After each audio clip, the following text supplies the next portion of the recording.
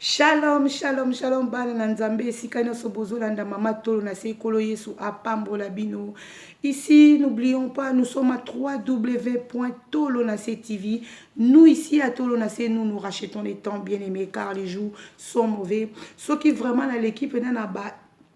télévision na bino lelo bien aimé za pona ko memela bino sango malamu. Bien aimé, la Bible nous dit une femme sage bâtit sa maison. Yango émission moko esalami na kati ya Tolonase eza comment faire pour bâtir mon mariage, comment faire pour bâtir ma fiançaille. Bien aimé,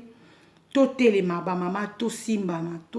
gauche na toi sika yo fandi simba ndeko aza pembe na yo oyo kuna pe simba ndeko aza pembe na yo toko simba na nini toko simba na maboko te mais toko simba na bobé na ba conseil naza vraiment na besoin na ba salle na nzambe oyo baza na expérience moko ya malamu na ba mariage na bango naza vraiment na besoin ya ba salle na nzambe oyo baza na ba témoignage moko vraiment oyo koki ko pambola pe koki ko bikisa bandeko na biso to bana na biso oyo bazo ya lobi na kati ya mariage oyo bazo ya lobi na kati ya fiançailles oyo bazo kota na makambo yango sika esengeli to lakisa bango lolenge nini ya kotambola yango na beti milulu na beti milulu na beti piololo bien aimé s'il vous plaît na mokili mobimba esika oyo zwali mosali na nzambe ya mwasi to mosali na nzambe ya mobali esika nyonso papa to mama ovandi oyebi koza na expérience moko na kati ya fiancé na okoma otambolaki po ete oyeba kozwa oyo oza nango lelo na kati ya fiancé na yo koma ose comportaki po ete oyi okoka kopesa exemple wana na bana na biso o bazo ya lelo bien aimé bai bakobate la fiançailles malamu po ete nyonso ebandaka na départ bien aimé soki départ eza mauvais ata obombi salité lelo bien aimé ata obombi salité lobi yeba ke salité babomba yango te salité soko bombi yango mingi epolaka tango epolaka ebimisaka solo tango ebimisaka solo bien aimé ata yo moko mokolo salité wana okokoka ko supporter solo ya salité na ote yango naza na besoin ba salle nzambe naza na besoin basali na nzambe bana ba mama na biso tokoliye bisa ba papa ndenge nini esengeli ko entretenir mwasi ba papa na biso bakoyebisa biso basi ndenge nini esengeli ko entretenir mobali parce que à des fois na mariage tovandaka mama oza wana ozokanisa loko ozosala malamu aussi ota partenaire ou aza pembe na yo azomona ke yo ozosala malamu te donc so tolobi ke ba mama bate ya ba mama bien aimé tokozoka part na biso ba mama e ozala malamu te naza na besoin ba papa o baza na expérience peut-être olekaki tamoko tribulation moko na kati ya mariage na yo en tout cas bitumbe yaki makasi na kati ya mariage no eloko songolo pakala etelemaki koyoka soni te mama koyoka soni te papa esengeli to annoncer yango na bana na biso to annoncer yango na peuple de Dieu to annoncer yango na bato baza na ba difficulté lelo na ba mariage na bango et koki ko sala peke na nzela na témoignage na yo na nzela na façon yo salaki o maele nzamba pesaki yo salelaki et koki ko bikisa pe peut-être maladie moko eza na couple moko et koki ko bikisa pe peut-être maladie moko eza na fiançailles moko ba mama ba papa to lakisa bana biso ndenge nini bakokovana na mariage na fiançailles et le fiançailles c'est quoi et le koni ne benga mi face surtout na ba couple chrétienne bana na ba sali na nzambe mibale tongo bakutani bo benga ni boza fiançailles comment bokoki kotambola ndenge nini bokoki kozala tango to bengi proposant c'est quoi les proposants proposant isengeli azala ndenge nini selon Bible na proposant na ye fiancé ou fiançaille ou fiançaille je sais pas comment je peux dire fiancé bato baza na kati ya ki fiançaille comment bakoki ko sala ndenge nini bakoki ko tambola bien aimé na kati ya fiançaille na bango na sengi na ba mama na ba papa to telema to porter conseil moko oyo ko sala ke ba couple na biso ezala solide. Thème ya émission na biso comment je vais faire pour bâtir mon mariage. Comment je peux faire pour guérir mon mariage? Comment je peux faire pour récupérer mon mariage? Bien aimé, aujourd'hui, les mariages sont brisés. Je parle de mariage, il y a moi si na mobile. moi si na mobali tant basangana ka bible bengi bible lobi ke bakomaka mutu moko bien-aimé tozali susu na mariage mususu ezali biso bato na Yesu Masia mutu o esengeli atambola bien na mariage o ya biso la bato na bato esengeli azala déjà na communion na mariage ya bien déjà na Nzambe tango oza na mariage ya bien na Nzambe oza komi batela ozo komi bomba ozo tambola selon la parole de Dieu bien-aimé maye Nzambe akopesa o mayele ndenge nini akosala pona koyeba ko bâtir mariage na yo ndenge nini akoyeba kosala pona koyeba ko bâtir comment je peux dire fiançailles na yo ndenge nini akosala pona ko bâtir ta ba problème ye libala ezala kaka rose rose te à des fois na libala eza aussi na ba problème eza aussi na ba souci na ba difficulté na côté à gauche to na côté à droite mais étant que bana na Nzambe étant que basali na Nzambe nini tokoki kosala tango tribulation tango désordre tango problème tango ba souci ekotaka na mabala na biso naza vraiment na besoin ba témoignage naza vraiment na besoin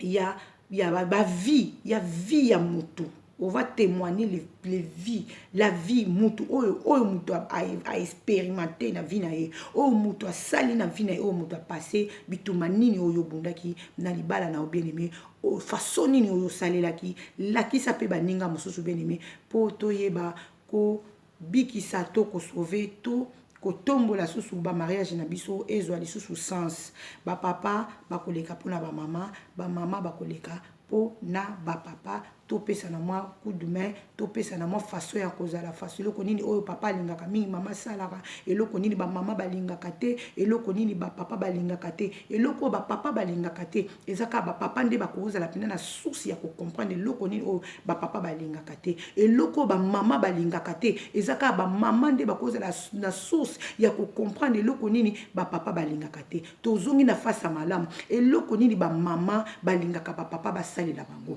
la ba mama mutu bako telema bako défendre ngo eloko nini o ba papa balingaka tango mususu mama asala wana ba mama mutu bako telema bako yeba ko défendre ngo to yeba ko simba na maboko bien-aimé poto kende musika yope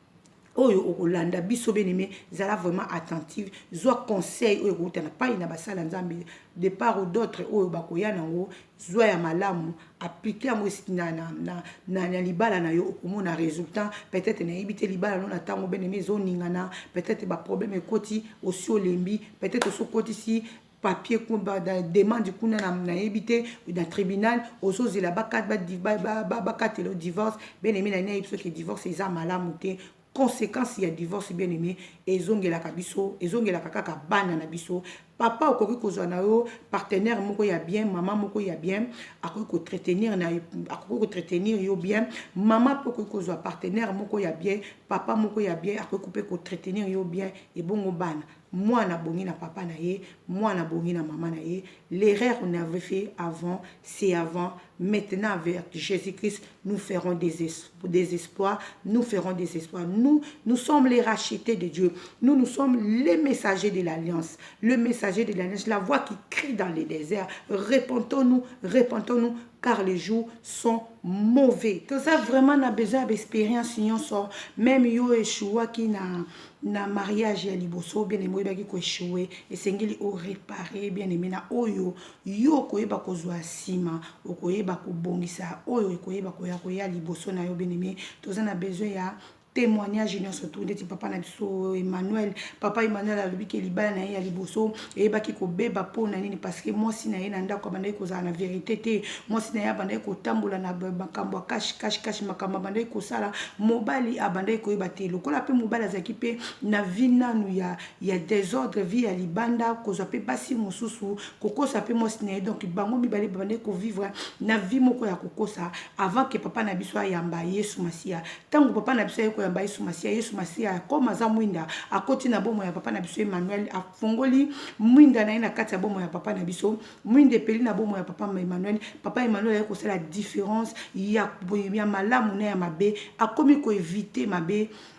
Papa Emmanuel a eu bisasoli na bike après tant ko comprendre nzamba comme ko charge discipline na bomo na ye nde maladie ya sida et yaki ko kota na kati ya ndako na ye uta ki pas moi si point d'interrogation et uta ki pas mobali point d'interrogation nde yaki ko mima bango ti na séparation moi si lokola yeba ki déjà ki azala ki déjà malade bien aimé akoma ko luka ko éviter papa ko tia papa musika po ete soki mokolo papa ko yeba ke aza maladie papa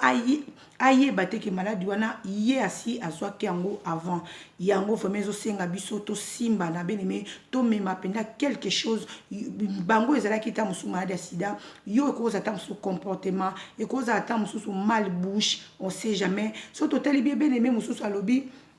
avec une émission à lobby était hier soka ebe ko perdre mariage na ya liboso zaki parce que mal bouche papa na biso à lobby maman soki na simtelemi ko finga mwasi nanga oyokeli mwasi nanga mawa yango mwasi nanga koma ki fatigué na ko finga na olangwa masanga na ko finga na ko beta de mwasi nanga ki kima na ko banga ko beta ki ko kima ti esenga séparation de corps ti mariage nanga liboso ekufa melelo mama na lela ka mariage nanga na lela ka soki na yeba ki Yesu Masia soki na yeba ki nzambo na yebi lelo ya mema oyo na yebi lelo ya kalambai me libala nanga elingaki ko kufate toza na posa expérience nyonso to yo expérimenté bien aimé na bomo na yo oyo vécu bien aimé na bomo na yo ici à tolo na bien aimé nous rachetons le temps car les jours sont mauvais tolingi ba témoignage ya solo tolingi ba vie oyo bato ba vivre makambo oyo muta vivre na kati ya vie na ye bien aimé tango zolo ba bosolo ezo bima zo kene kokota na bomo imoko esengele sala misala ya bosolo po Yesu Masia za bosolo ndeko bazana besoin kozwa contact na biso bien aimé appelle-moi au 07 53 38 85 20 Facebook na ngeza Anne Kalambai Sabaot komelanga bien aimé to kosala rendez-vous toyeba ndenge nini koleka na tolo na se bandeko ba se retrouver na Kinshasa na bureau ya tolo na se pour l'instant eza pe na Kinshasa soko lingi oko passer na bureau ya tolo na se kokota na Facebook obeti Jérémy Katamba okokuta na Jérémy Katamba na niveau ya kin okopase pe na tolo na se komi tungisa mate partout aux allées loba na ofuta combien ici à tolo na se nous rachetons les temps car les jours sont mauvais toboyi biloko wana ezaki mutu soki aza na mbongo te moye makambo oyo nzambe atia kati na ye ekende mosika te baopportunité oyo nzambe atia kati na ye ezala limité pourquoi pas soki oza nango opambola tolo na se te soki oza nango opamboli tolo na se nzambe akopambolama soki mpe oza nango te appelle nous bien aimé tokoya kozwa évangélisation na para nzambe oyo oza nango ya malamu ya kokolisa kondima ya mutu songolo pakala bien aimé tokokoma ti place ozali tokobengana na batelefone tokozwa rendez-vous mpe tokosala émission ekopase na kimia nyonso tu awa na to na se tarif eza te 200 300 400 tarif eza te awa na to na se eza bonne volonté bato bamesana kokabela nzambe bato bamesana kopousse misala na nzambe ekende liboso bazangaka te partout bakotia loboko mpe mosala nzambe ekokende liboso message ya nzambe esengeli ekende Yesu Masia esengeli atatolama nano avant toute chose d'abord c'est le Seigneur que le Seigneur nous bénisse na pamboli ba mama to na Seigneur surtout na monde entier sika bazali kolo Yesu a pambola biso soki na tali bien na Kinshasa na ekopesa bena mbote na ngana Jérémy Katamba que le Seigneur bénisse Nathalie merci beaucoup li kolo Yesu apambola yo Nathalie Isaki mai wetu kolo Yesu apambola biso apambola mama chérie mama Rema Sabaote Nzambe apambola Gladys Mandika apambola Gladys Nadège Kitoko Nathalie Eli Nzambe igeti toto Nzambe apambola papa patu nginda Nzambe apambola frère Mulolo Nzambe apambola Cyprien Poudi Nzambe apambola papa Nestor Nzambe apambola mama Bita Moudimba la seule maman qui nous les reste Nzambe apambola Sœur Fanny Nzambe apambola ma botanio so na église mema Nzambe apambola oso Nathalie na gauche na muli grand frère propre Kokobar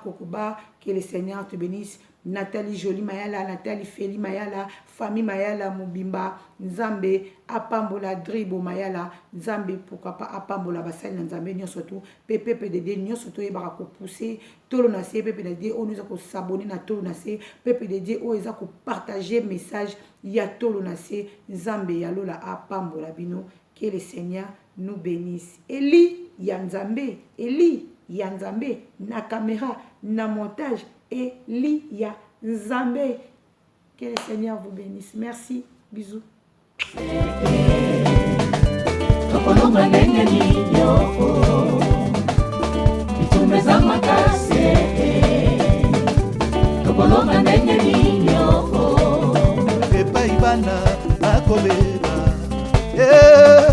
Elema bonela Yesu azana bomoi Okoloma ndenge niyo Itumeza makase Okoloma ndenge niyo Elema bonela Yesu azana bomoi Mbutu moye O mama ye Mama na lobe Mama e Elema bondela Tolo na se Utupe na moi Olemba te mama Elema bondela Isika nyonso zalie Otika metwe